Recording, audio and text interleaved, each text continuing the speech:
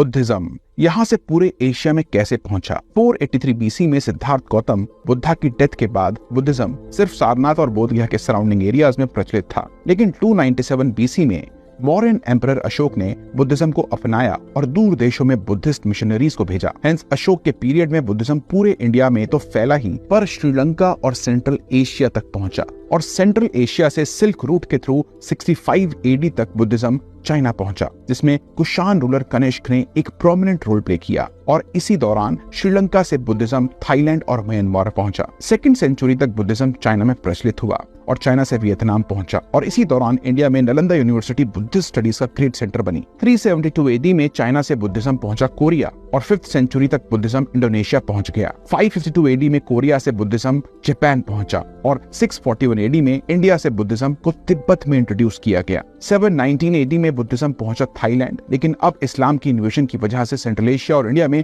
Buddhism decline होना शुरू हुआ और अल्टीमेटली नालंदा यूनिवर्सिटी को 1197 में और विक्रमशिला को 1203 एडी में जला दिया गया। 13th सेंचुरी में बुद्धिज्म तिब्बत से पहुंचा मंगोलिया। वहीं 15th सेंचुरी में इंडोनेशिया में इस्लामिक रेबेलियन के बाद बुद्धिज्म को इरेडिकेट कर दिया गया और 1920s में कम्युनिस्ट सोवियट्स ने मंगोलिया में और 1950s में कम्युनिस्ट चाइना ने तिब्बत एंड चाइना से बुद्धिज्म को इरेडिकेट करने की कोशिश करी।